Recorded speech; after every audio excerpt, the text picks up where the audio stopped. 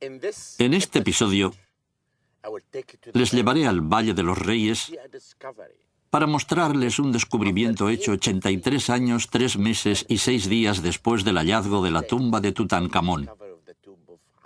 El valle había permanecido en silencio durante más de 83 años, pero de repente se hizo un importante descubrimiento. Una nueva aventura después de la del rey Tut. Disfruten conmigo de este asombroso hallazgo.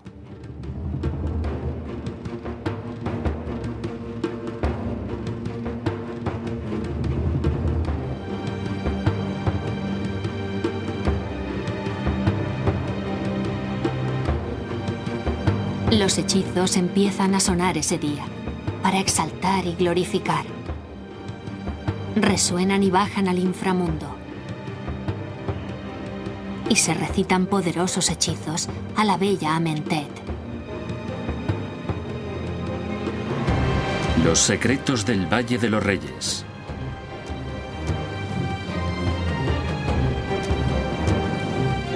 El Valle de los Reyes, la morada final de todos los grandes faraones egipcios. Los reyes del nuevo reino, que duró aproximadamente desde el año 1500 al 1100 a.C., fueron sepultados aquí, en tumbas excavadas en los acantilados o escondidas bajo el suelo pedregoso del valle.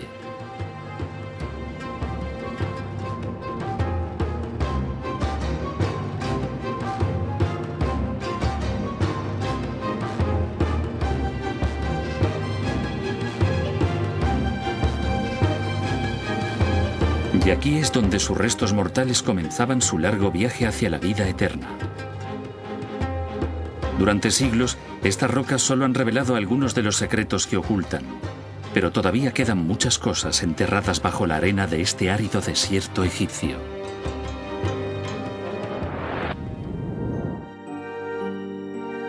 Me quedé sin palabras. En silencio levantamos la gran losa. La luz brilló dentro del sarcófago. Un grito de asombro salió de nuestros labios. Tan magnífica era la visión ante nuestros ojos. El rostro dorado del niño rey.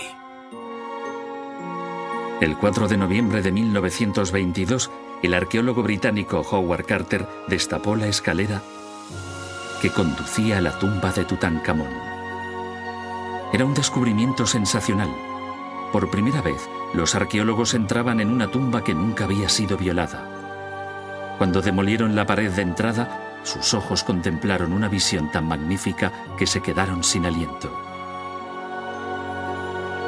En 4 pequeñas cámaras había más de 5.000 fabulosos objetos de artesanía depositados al mismo tiempo que la momia del faraón Tutankamón.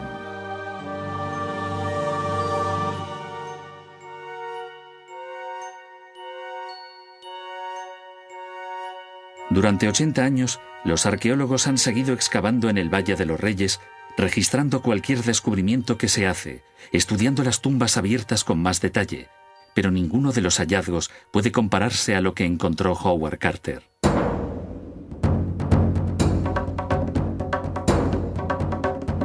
Hasta que en 2006, la egiptología volvió a ser el centro de atención debido a un extraordinario descubrimiento. Todos los descubrimientos importantes se hacen accidentalmente. No se sabe qué secretos oculta la arena de Egipto.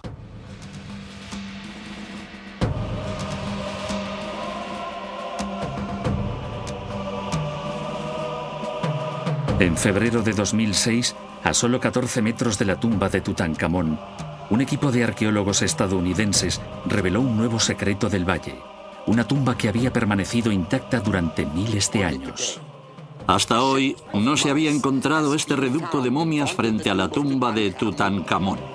La tumba, descubierta por casualidad, recibió el nombre de KV63, basado en la nomenclatura de los descubrimientos en esa zona. Las iniciales KV, King Valley, Valle de los Reyes, siguiendo un número de orden consecutivo. Otto Schaden, que dirige el equipo de arqueólogos, abrió un nuevo capítulo en la historia del valle. El descubrimiento de la nueva tumba fue el resultado de una larga serie de acciones y excavaciones realizadas en la tumba de Amenmeses, la tumba 10 cercana a esta.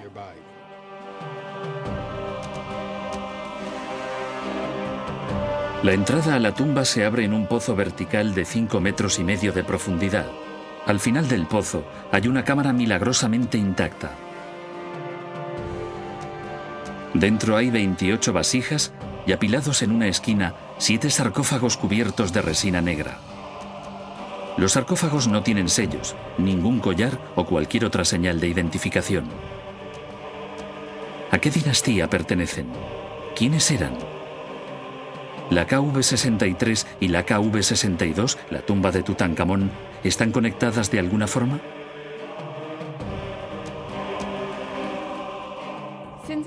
Desde su descubrimiento ha habido varias teorías sobre qué es la tumba KV-63. ¿Era un depósito de momias reales? ¿Encontrarán los arqueólogos los cuerpos de algunos de los faraones perdidos del Nuevo Reino?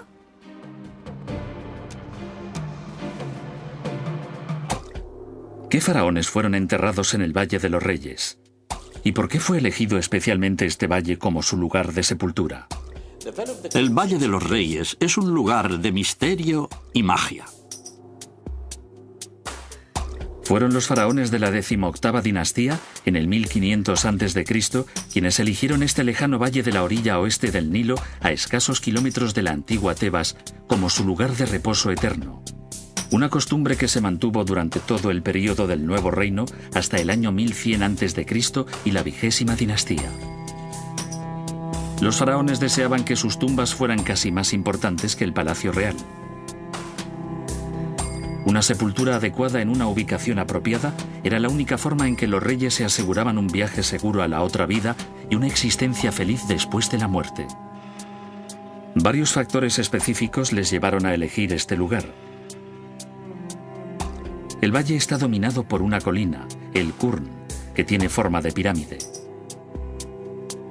Para los egipcios antiguos, la pirámide simbolizaba los rayos del sol. Además, el valle solo tenía un punto de acceso y por lo tanto podía ser vigilado y defendido fácilmente de los ladrones de tumbas. Los antiguos egipcios creían que la muerte no existía. El valle es un elogio a la luz, al sol que baja al inframundo y renace triunfante.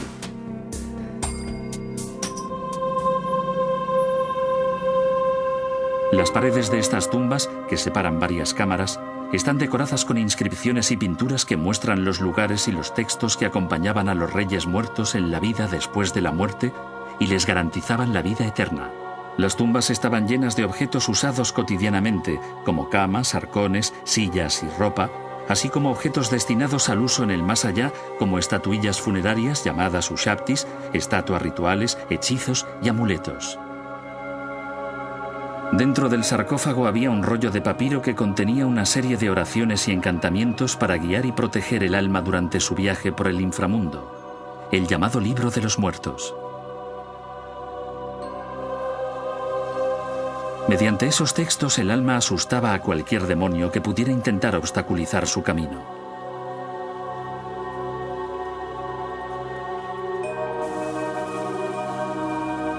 Soy el ayer y conozco el mañana. Puedo nacer otra vez. Soy el alma oculta y divina.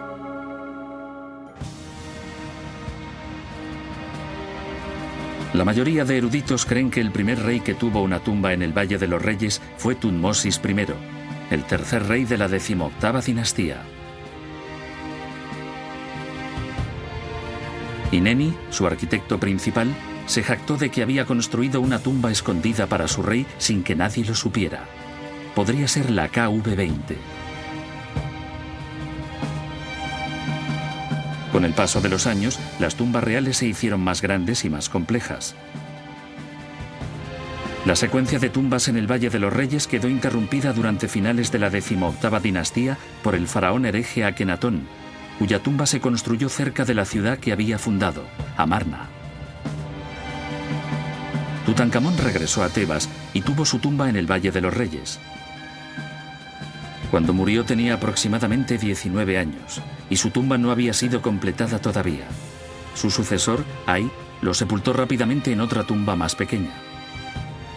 La tumba KV-57, perteneciente a Horemheb, el último rey de la 18ª dinastía, es una de las más bellas del valle.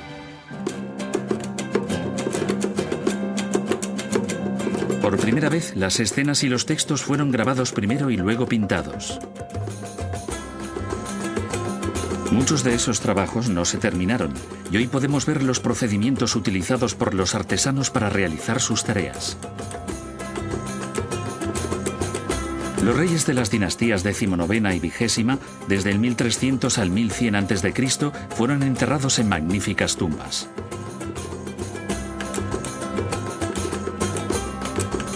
Cuando el nuevo reino empezó a declinar, los reyes se hicieron más débiles y pobres, y aumentaron los saqueos en el Valle de los Reyes.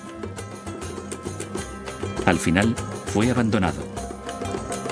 El Valle de los Reyes estuvo abandonado durante siglos, hasta que los primeros exploradores empezaron a revelar sus secretos.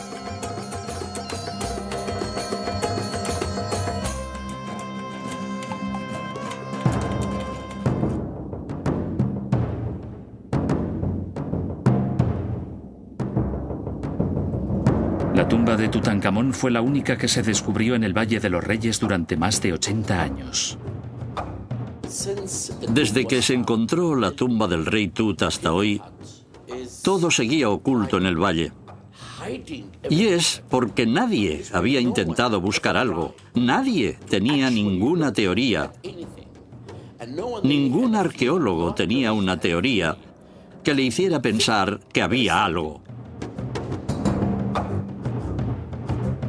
Sin embargo, el valle tiene todavía muchos secretos que compartir con nosotros.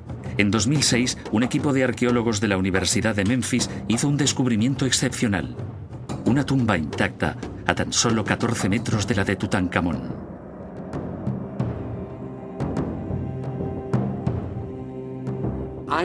Fui al Valle de los Reyes en diciembre y vi que había llegado hasta unos 3 metros bajo tierra. Más tarde me llamó y me dijo que había encontrado una entrada. Nunca olvidaré ese día.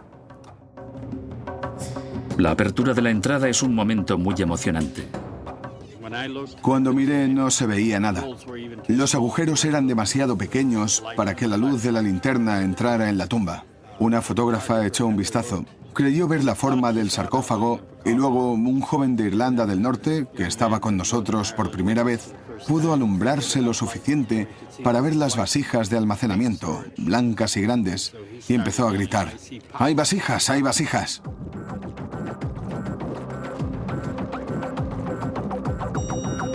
Al fondo de un foso de 5,5 metros de profundidad, había una cámara que ningún ser humano había visto durante más de 3000 años. Sin embargo, la puerta de entrada no estaba sellada.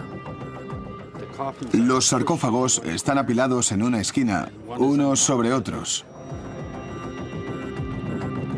¿A qué dinastía pertenece esta tumba y de quién eran esos sarcófagos? ¿Encontrarán los arqueólogos la momia de un faraón en su interior? Antes de poder acceder a los sarcófagos, hay que retirar las vasijas y ver qué contienen. Las vasijas podrían darnos pistas importantes y ayudarnos a datar la tumba. En el interior de las vasijas, los arqueólogos encuentran grandes cantidades de natrón, una sal utilizada por los antiguos egipcios en el proceso de momificación, ya que es muy eficiente absorbiendo el agua. Además del natrón, hay huesos de animales, trozos de madera, de arcilla, vendas empapadas en resina, sellos de barro y fragmentos de cerámica. Uno de esos fragmentos da esperanzas al equipo.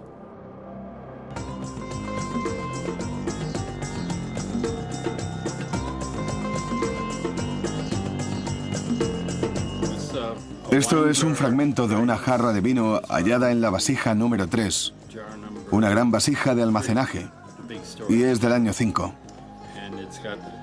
No da el nombre de ningún rey, es del año 5 y es vino de Yaru. Es interesante porque también había vino de Yaru en la tumba de Tutankamón, también del año 5.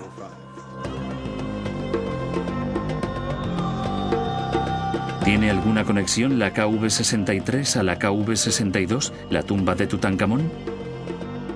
Para confirmar esa teoría necesitamos más pruebas, alguna pista, tal vez una inscripción con el nombre de un faraón. En cuanto las vasijas han sido retiradas, los arqueólogos pueden pasar por fin a revisar los sarcófagos. Descubrieron que los sarcófagos estaban totalmente deteriorados. La madera estaba en muy malas condiciones. Entonces, llevamos un equipo egipcio dirigido por Nadia Al-Luqma y empezaron a trabajar para consolidar la madera. Nadia Al-Luqma, conservadora del Museo de El Cairo, se enfrenta a una tarea casi imposible. En ese momento vimos que había 7 sarcófagos en unas condiciones horribles. Dios mío, era horrible. Las termitas se habían comido la mayor parte de la madera. Se comen el interior y solo dejan la superficie. El proceso de la consolidación de la madera requiere días de trabajo.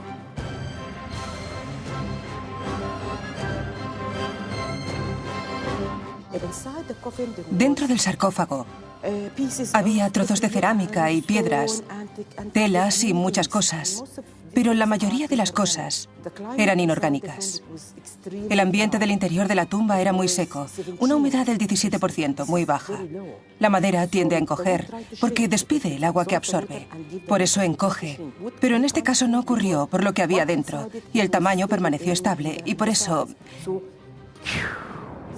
se rompió. Era un espacio cerrado y profundo. Era horrible. Nuestro trabajo no era fácil por la situación. Estábamos abajo y perdimos mucho material. Tuvimos que usar mucho material para consolidar la madera y muy diluido.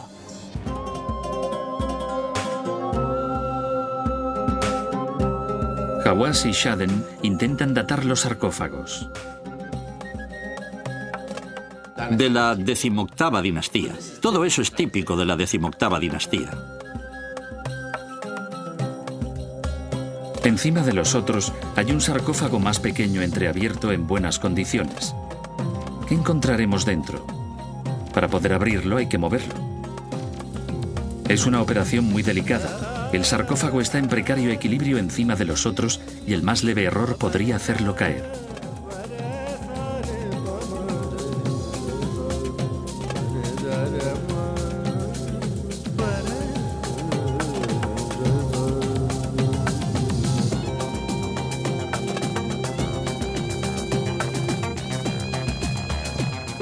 Doctor Shaden, ¿quiere usted levantar la tapa? Shaden levanta la tapa. El equipo contiene la respiración. Dentro del sarcófago hay 6 cojines que cubren el fondo. Bajo los cojines encontramos una sorpresa inesperada. Un pequeño sarcófago dorado.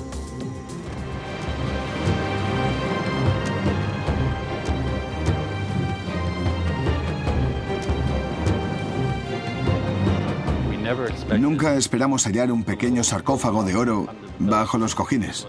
Fue muy excitante tener algo completo cuando no esperabas nada. Pero no hay ninguna inscripción, ni en el sarcófago pequeño, ni en el sarcófago que lo contiene. ¿Para quién habían sido construidos? En mi opinión, ese pequeño sarcófago podría ser para enterrar a un bebé.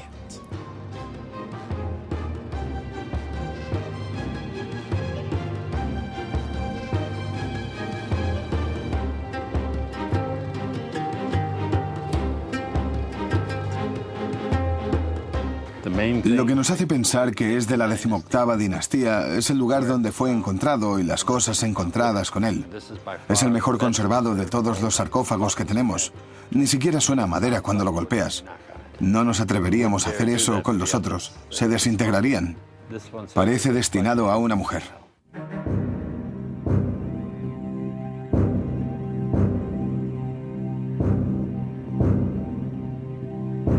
Después de encontrar el pequeño sarcófago dorado, llega el momento de abrir el último sarcófago. ¿Qué contendrá? ¿Habrá una momia dentro?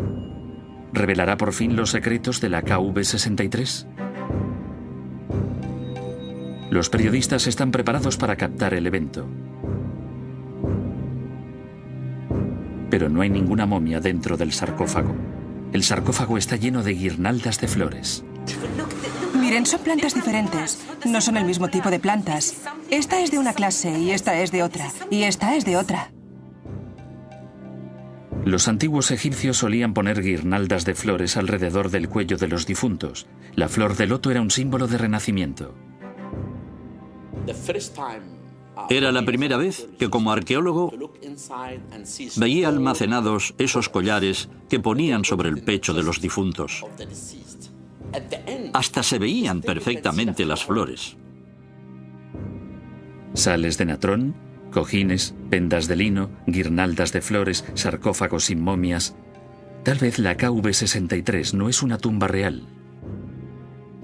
Algunas de las cosas halladas dentro de los sarcófagos, en algunos de ellos, son cerámicas y materiales prácticamente idénticos a los que se encontraron en la KV-54, que era una cámara de embalsamamiento. No sabemos qué era originalmente la KV-62, pero parece una cámara secreta de embalsamamiento. Cuando los antiguos egipcios momificaban a sus muertos y celebraban los funerales, parte de eso se hacía en secreto, y si no se hacía así, debía ser vuelto a sepultar ritualmente. Pero ¿por qué momificaban los antiguos egipcios a los cadáveres? ¿Qué importancia tenía la momificación?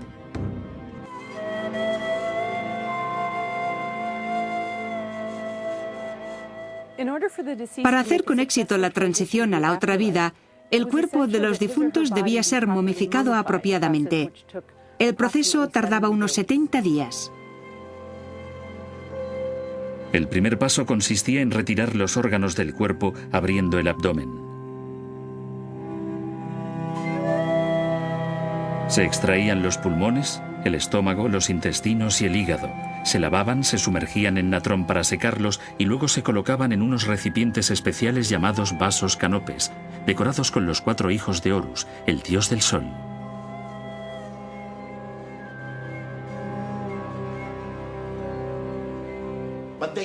Extraían el cerebro porque si se dejaba dentro de la momia podía resultar dañado. Por eso lo extraían a través de la nariz con un objeto punzante y así sacaban el cerebro. Después de eso, dejaban el corazón dentro del cuerpo, porque el corazón es el lugar del conocimiento. Da el conocimiento a los difuntos en la vida después de la muerte.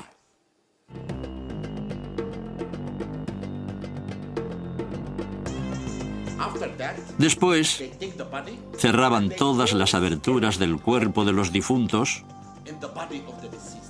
como la nariz, las zonas internas, y después de eso, limpiaban y lavaban todo el cuerpo con vino de dátiles. El cuerpo se sumergía en natrón durante 40 días. El natrón absorbía cualquier líquido. Terminado ese proceso, el cuerpo estaba totalmente deshidratado y se envolvía en vendas de lino. Entre las capas de vendas se ponían amuletos de la buena suerte. La momia ya estaba preparada para ser colocada en el sarcófago.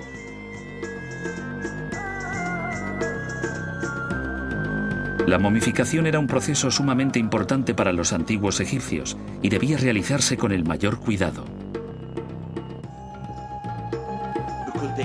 Creían que debían conservar el cuerpo por mucho tiempo, porque ese tiempo dentro de la tumba sería para la eternidad.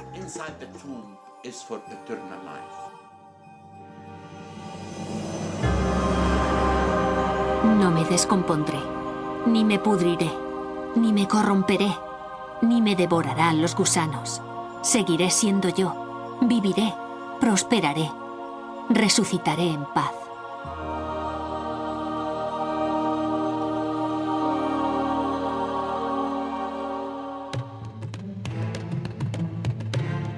La KV-63 podría haber sido un depósito para materiales usados en el proceso de momificación. Por lo que sabemos hasta ahora, es una cámara oculta de embalsamamiento como la KV-54, la cámara oculta de embalsamamiento de Tutankamón. ¿Pero de quién es? ¿Por qué llenaron los embalsamadores esos sarcófagos con sales de natrón y esas cosas?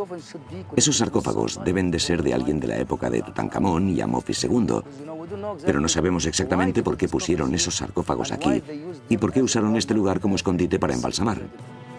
Es un misterio. ¿Por qué cavar un pozo de 5 metros de profundidad solo para un depósito? Mi teoría es que esta tumba era originalmente para la madre del rey Tut, Kiya, porque sabemos que murió mientras lo daba a luz. Y por eso la máscara es parecida a la del rey Tut. Y cuando murió, el propio rey Tut decidió ser enterrado cerca de su madre. Es una teoría. Puede no ser cierta, podría ser correcta, pero en arqueología tienes que elaborar teorías sobre la base de las escasas pruebas. Pienso y espero estar en lo cierto. Debe de haber otras cosas. El descubrimiento de la KV-63 añade una nueva pieza al intrincado rompecabezas de la historia del antiguo Egipto.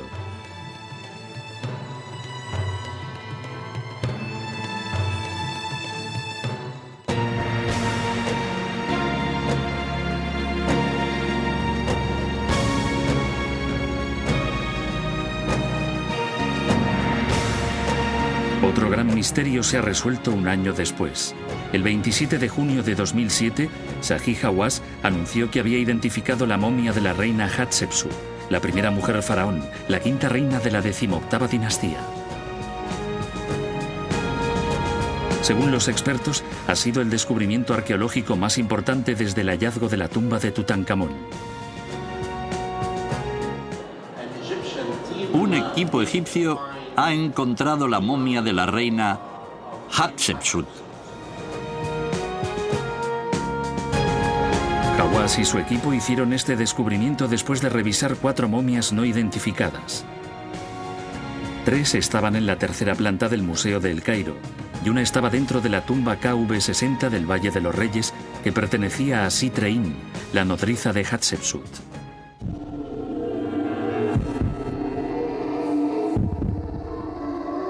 Los arqueólogos hicieron tags y pruebas de ADN en las 4 momias.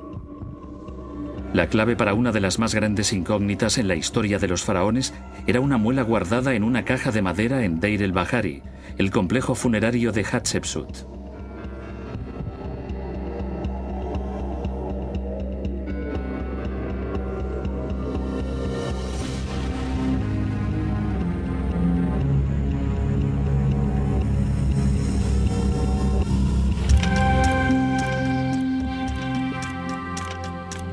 A la momia encontrada en el suelo de la KV-60, con el brazo izquierdo sobre el pecho y el puño cerrado como símbolo de realeza, le faltaba eso exactamente, una muela.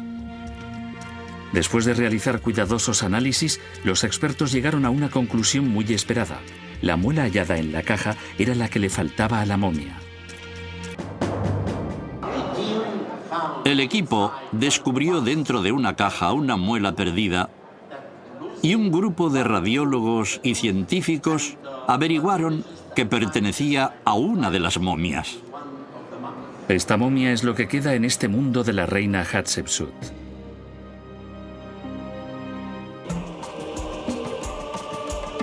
Un descubrimiento excepcional. Otra confirmación de que hay muchas más historias de hace miles de años de la civilización faraónica. Según Zahi Hawass, solamente se ha descubierto el 30% de los tesoros del antiguo Egipto. El Valle de los Reyes todavía tiene muchos secretos a la espera de ser descubiertos. Algunos arqueólogos están convencidos de que la momia de la reina Nefertiti, la mujer más bella del mundo, descansa en una de las tumbas del valle. Cuando empezaron a excavar en la KV-63 del Valle de los Reyes, los arqueólogos esperaban encontrar una tumba intacta de cualquier clase, preferentemente real. Las primeras especulaciones se centraban en Nefertiti, porque la KV-63 estaba muy cerca de la KV-65, un escondite de materiales de tumbas procedentes de Amarna, incluyendo muy probablemente el cuerpo de su marido, Akenatón. No se puede estar totalmente seguro de que la tumba de Nefertiti esté en el Valle de los Reyes. Podría estar enterrada en el Valle de las Reinas. Podría estar enterrada en Amarna, no lo sabemos. Pero tal vez en futuras excavaciones encontremos alguna pista sobre el lugar donde se halla la tumba de Nefertiti. Todavía quedan muchos misterios por revelar.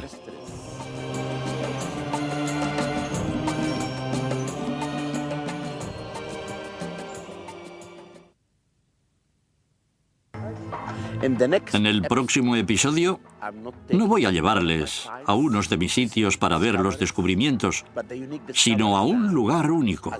Voy a llevarles al sótano del Museo del Cairo, lleno de cerámicas y estatuas. Descubriremos momias y estatuas y por primera vez abriremos cajas depositadas en el sótano del Museo del Cairo. No se lo pierdan.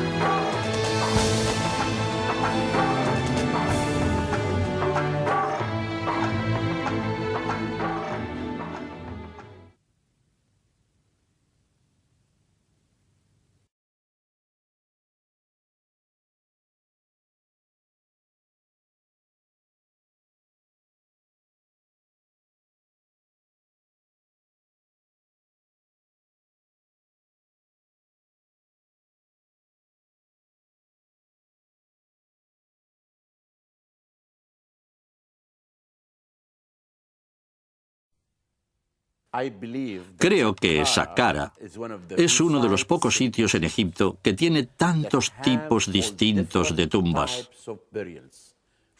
Del Reino Antiguo, del Reino Medio, del Nuevo Reino y del Último Período. Las tumbas del último período son asombrosas. Una expedición francesa que trabajaba a la sombra de la pirámide escalonada encontró unos 5 fosos.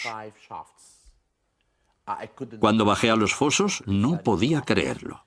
Estaban llenos de momias, de sarcófagos totalmente envueltos. Cuando abres un sarcófago encuentras una momia en el interior.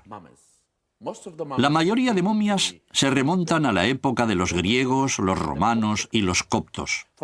Por ejemplo, cuando encontraron ese tipo de momias, estaban excavando un sitio del Reino Antiguo, pero siempre en el primer nivel, y descubrimos que esas momias se remontan al último período. Por ejemplo, esta momia fue hallada dentro de un ataúd antropoide, que significa que tiene la cara de un ser humano, y el ataúd fue grabado con inscripciones jeroglíficas para ayudar a los difuntos a alcanzar la otra vida. La momia está en muy buenas condiciones, porque en ese período solían poner 2 palos con las puntas forradas de lino, uno a un lado y otro al otro, y ponían esos palos dentro de la momia para reforzarla. Recuerdo que cuando abrieron el sarcófago número 7, el más grande, de la KV63, al examinarlo encontré dentro 2 palos, y al final de cada uno había una pieza de lino como una pelota. Y tal vez en esa época, durante la 19ª dinastía, era también el tipo de tela que usaban para la momificación, porque lo que encontramos dentro de la KV63 era lino. Y por lo que sabemos, ponían lino dentro de la momia para la momificación. Y natrón, metían a la momia en natrón durante unos 40 días. Y también hemos encontrado aceite. Y lo más interesante es que era del Sinaí. Y tenían los nombres de aceite del Sinaí y todo ese tipo de cosas. Lo pusieron dentro de la momia. En la KV63 se ve a un hombre que lleva 2 jarras. una en la mano derecha y otra en la izquierda. Ha llenado las jarras con el material utilizado para embalsamar, el que usaban para la momificación. Lo saca del interior del sarcófago, lo pone en las jarras y lo lleva al taller. Esta es una típica momia que se remonta al período romano. El método de momificación es de la época tardía. La cara es característica de ese período, del período romano.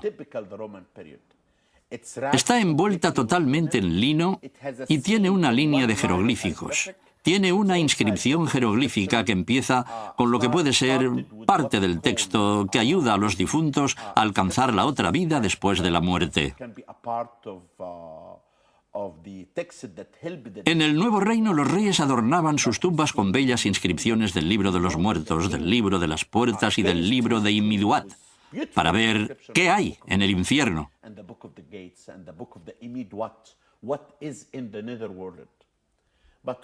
Y les digo todo esto porque así se hacía una buena momificación.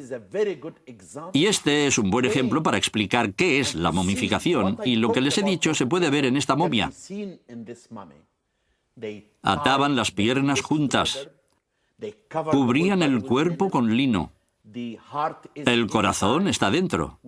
El corazón es el lugar del conocimiento. Así que debían dejarlo, porque el corazón ayudaba a los difuntos en la otra vida. No necesitaba el cerebro en esa otra vida porque podía estar dañado, pero el corazón era muy importante.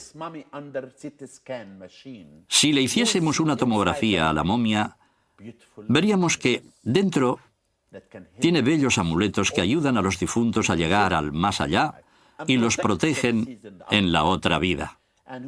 Cuando terminaban la momificación, colocaban la momia dentro del sarcófago y la cubrían con la tapa antropoide para mantener al difunto a salvo, para que pudiera vivir para siempre en los campos de Iyaru, el paraíso del antiguo Egipto.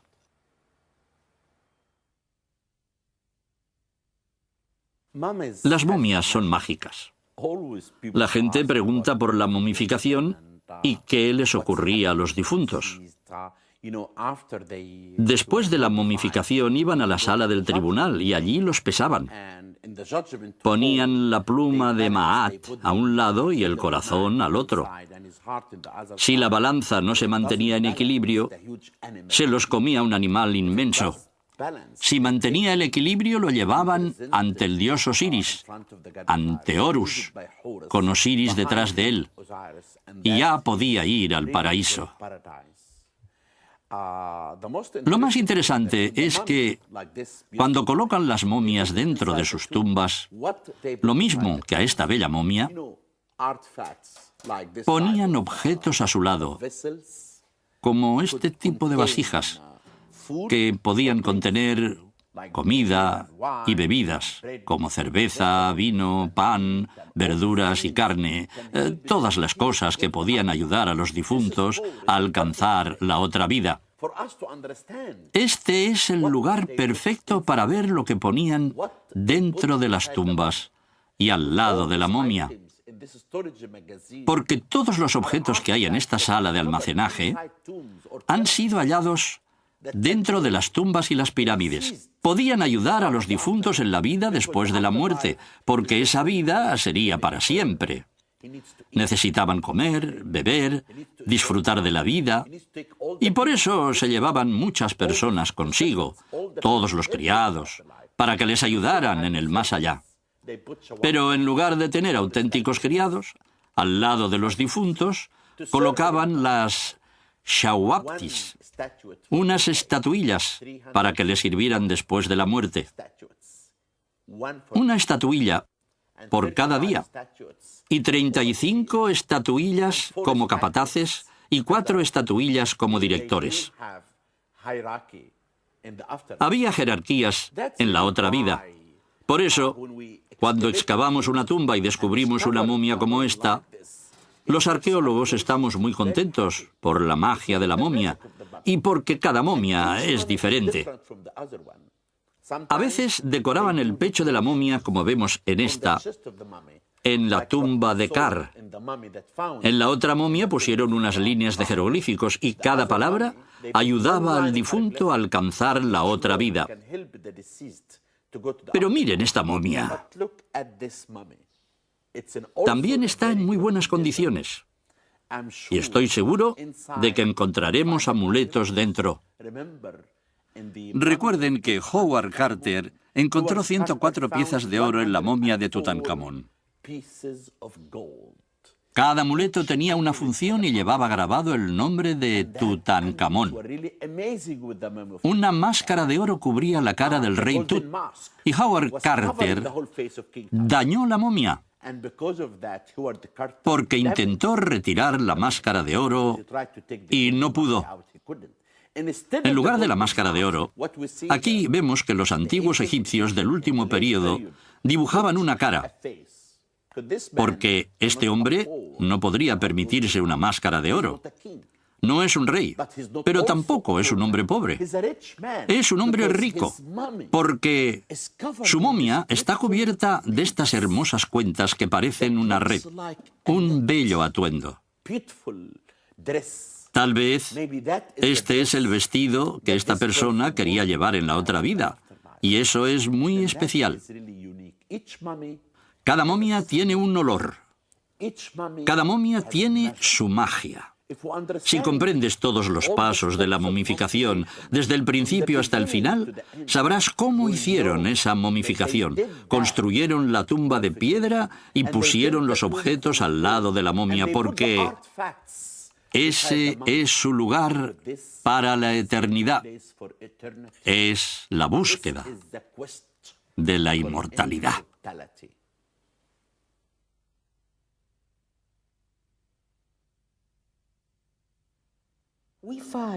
La nueva ciencia ha descubierto que el material usado para la conservación puede deteriorarse con el tiempo, lo que llamamos envejecimiento de los materiales. Estamos provocando el envejecimiento del material de conservación para ver qué ocurre con el paso del tiempo.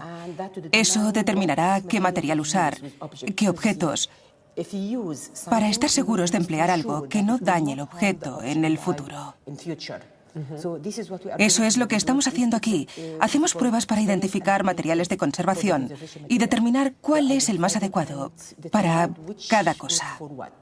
Ya, hacéis experimentos con materiales diferentes y veis qué ocurre. Sí, todo tipo de materiales de conservación que puedas imaginar para la consolidación, para cubrir, para rellenar. Los exponemos a la luz, a varias temperaturas y a la contaminación. Y divulgamos los resultados en revistas y damos conferencias para que la gente sepa qué usar, qué se debe usar y qué no. ¿Cómo era la situación con la que te encontraste? ¿Se había tocado o movido el sarcófago sin haber sido tratado apropiadamente? No, en el laboratorio nadie puede tocarlos. Deberías verlo, Janice. Una vez había alguien de pie así. Puso la mano sobre el sarcófago y se cayó. ¿Puedes creerlo? Me enfadé muchísimo y dije, nadie se puede acercar tanto al sarcófago. Y recuerdo que dije, no se permite a nadie entrar en la tumba. Tuve que hacerlo así porque a las personas les gusta mirar y algunos se acercan demasiado. Incluso nuestra respiración puede afectar al sarcófago. Era horroroso. Estaba en pésimas condiciones. Ni siquiera podías tocarlo. No podías hacer nada. No podíamos limpiarlo, ni pasarle un cepillo. Si le hubiésemos pasado el cepillo, se habría roto. ¿Lo imaginas? Tuvimos que ponerle el material de consolidación a gotas y en una concentración especial, porque si hubiera sido demasiado espeso, se habría roto. Ni siquiera podía soportar el material de consolidación. Estaba en unas condiciones muy precarias y tuvimos que tratarlo de una forma muy especial. Pero, ¿sabes? Estoy muy orgullosa de ese trabajo. Una vez tuviste consolidados los sarcófagos, ya se podían trasladar, pero además tenías las guirnaldas. ¿Cómo las trataste? ¿Las que encontramos en el último sarcófago? ¿Las flores? Sí. No solo consolidamos el sarcófago, hicimos algo más. Las termitas se habían comido la madera desde el interior. Estaba hueco. Y por eso no estaba consolidado del todo. Porque si no hay madera, no se consolida. Y si lo tocas, se rompe. Tienes que llenar todo el espacio y eso no es fácil. Tienes que llenar todo el espacio, así que probamos muchas cosas. Y al final descubrimos que lo mejor era el algodón. El algodón es fibra, es natural. Y usando un punzón rellenamos el sarcófago. Y luego pusimos el material de consolidación que el algodón absorbe fácilmente. Buena idea. Sí, y después de secarse queda muy fuerte. Y si quieres sacarlo es muy fácil. Porque con un poco de disolvente orgánico puedes ablandarlo otra vez. Pero meterlo es difícil, muy difícil. Se tarda mucho en llenar el espacio entre la superficie de la madera. Eso lleva su tiempo. Y hay que tener mucho cuidado porque si empujas demasiado, se rompe. Eso es lo que hicimos y por eso tardamos tanto. Recuerdo que había un sarcófago para una mujer con una cara muy bella. Una preciosa cara amarilla. La llamé mi princesa porque me gustó desde el principio. Todos decían, vamos, Nadia, levantemos la cara, solo la cara. Y dije, ni hablar, levantaré toda la tapa. Pero esa era una situación diferente. No solo tenía termitas, además tenía hongos. Estaba infectado por unos hongos que pudren la madera. Estaba muy estropeada. No solamente estaba hueca, sino que además se deshacía. Era muy difícil, pero conseguimos levantar la tapa en una pieza. ¿Cómo lo conseguiste? Con amor y paciencia. Sí, eso es lo segundo. Sí. Sí, la ciencia y la experiencia. Y el amor y la paciencia. Si tienes todo eso, harás muchas cosas. ¿Las guirnaldas? ¿Sí? Sí, recuerdo ese día. Todos estaban allí. Estaba la prensa y el doctor Sahi. Y todos pensaban que encontraríamos una momia. Todos estaban esperando una momia. Pero cuando levantamos la tapa dije, ¿qué? Esto es maravilloso. Porque las guirnaldas eran muy hermosas. Preciosas. Tenemos muchas momias, pero nadie había descubierto ese tipo de guirnaldas. Era la primera vez. Teníamos algo parecido de Tutankamón, pero no así. Lo habíamos visto en pinturas de las paredes, pero nunca las habíamos visto de verdad. Es una cosa preciosa, unas guirnaldas bellísimas. Tienen miles de años y ahí estaban ante nosotros. Las había hecho la gente de aquellos tiempos. Alguien las llevó y podíamos verlas y tocarlas después de tantos años. Era maravilloso.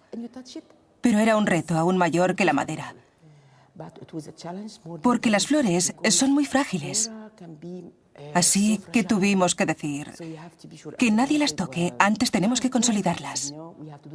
Para eso usé un material especial, muy diluido, para crear una película muy flexible.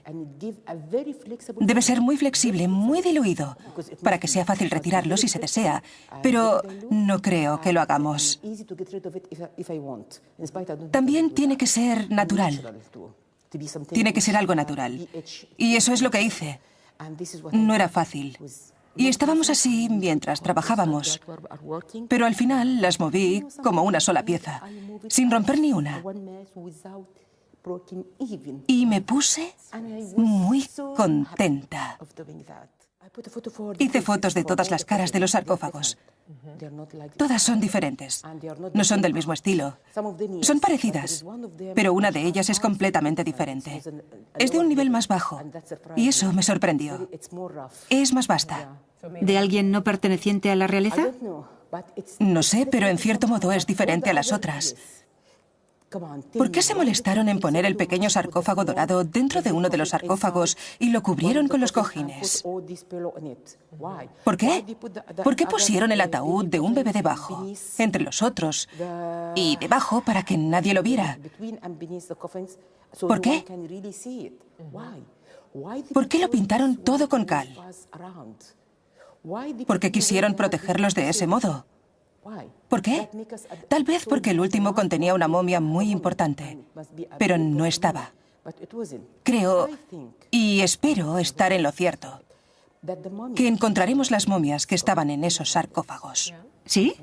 Sí, pienso que en esa tumba debe de haber otra cámara, otra sala. ¿Crees que hay otra cámara debajo? No sé, pero debe de haber algo, porque los antiguos egipcios pensaban las cosas muy bien y las hacían así.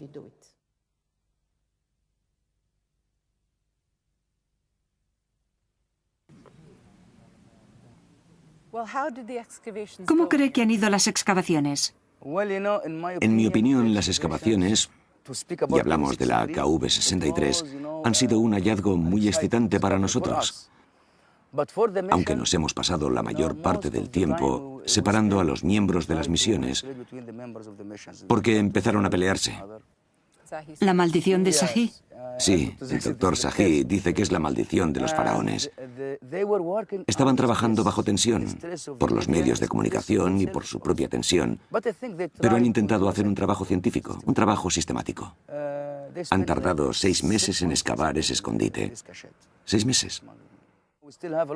Todavía tenemos que examinar muchas cosas en esa tumba. Todavía tenemos que abrir 19 grandes vasijas de almacenaje y analizar lo que contienen. Uno de los sarcófagos tiene una cara parecida a la de Tutankamón. Es increíble. Encontramos también un sello con la palabra Ba-Atón, con una forma elíptica que debía de ser un cartucho.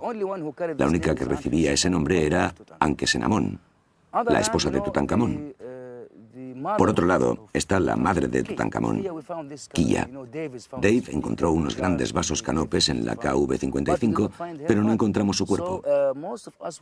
Por eso, la mayoría de nosotros pensamos que la esposa y la madre de Tutankamón debían de estar dentro de esa tumba, pero después de explorarla, se ha convertido en otro misterio del Valle de los Reyes. Eso es lo excitante de la arqueología. ¿Usted cree que el turismo y las inundaciones repentinas pueden poner en peligro al valle? Sí. Creo que el principal problema para el valle y las tumbas es el turismo, especialmente los grupos que vienen desde Hurghada. A veces llegan 5.000 turistas a la vez. Esas personas destruyen las pinturas cuando entran en las tumbas. Tratamos de crear un sistema de rotación para las tumbas, abrir unas y cerrar otras para darles descanso. Preparamos la tumba de Horemheb para los turistas.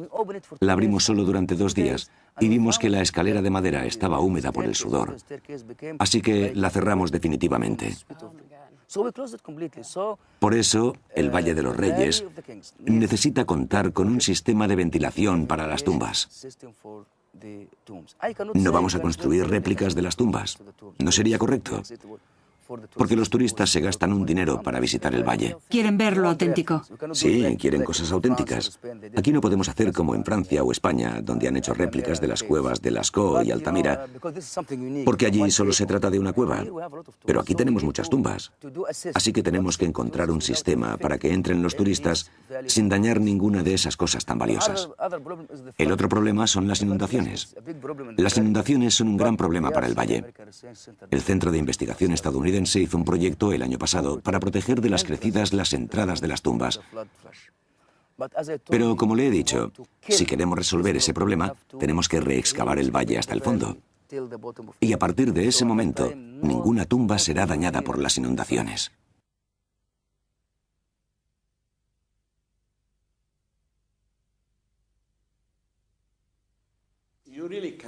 No se puede decir de ningún lugar de Egipto que se ha terminado, que ya no se va a descubrir nada más.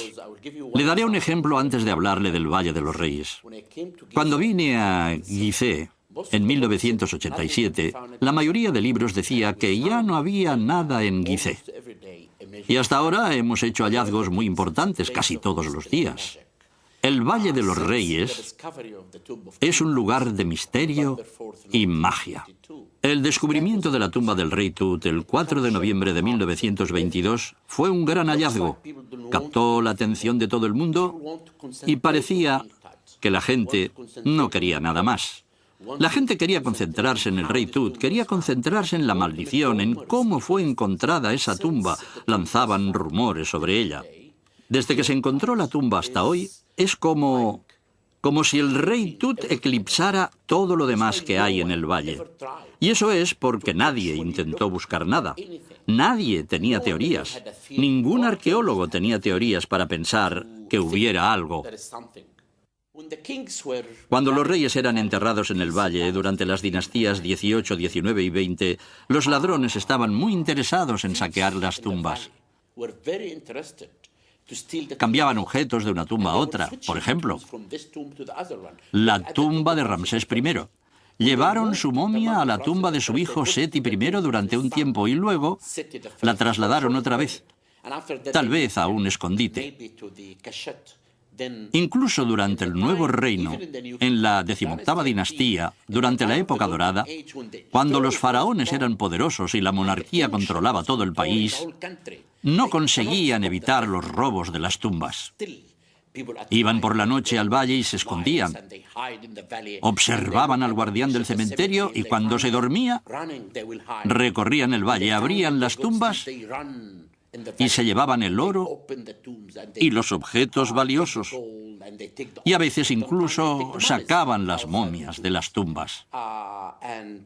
Pero la época de la 21ª y 22ª dinastía... ¿Después del Nuevo Reino?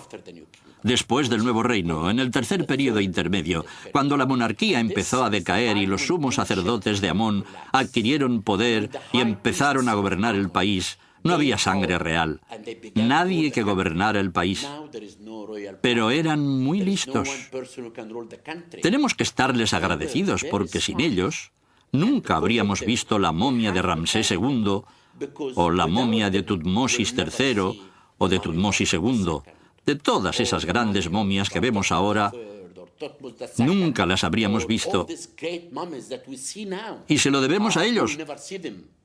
Porque cuando los ladrones las pusieron en otras tumbas, ellos las llevaron a esos escondites. El primer escondite es el de Deir el-Bahari, y el segundo escondite de las momias de los miembros de la familia real es la KV-35, la tumba de Amenhotep II. Eran muy listos y las escondieron con mucho cuidado. El escondite de Deir el-Bahari es un pozo muy hondo y cuando bajas es como el corredor de un laberinto y allí es donde depositaron los sarcófagos. Yo pienso que en aquella época la gente pudo haber cambiado las momias de un sarcófago a otro. No estamos totalmente seguros de que todas las momias del Museo del Cairo sean de tal o tal rey, porque podían haber cambiado las momias de lugar y por eso creo que es importante dirigir un estudio de las momias de la realeza egipcia y de todas las demás. Y para eso estoy haciendo ese proyecto para las momias egipcias. Ahora tenemos un tomógrafo y podemos averiguar más sobre ellas que antes. Este tomógrafo examina el interior de la momia y nos da 1.700 imágenes de cada una. Un buen radiólogo puede darnos información importante sobre la momia, pero hay que tener cuidado, porque algunos radiólogos pueden estar especulando. Y por eso los egiptólogos tienen que controlar la información. Dentro de algunas de las vasijas encontraron una escena única, en mi opinión.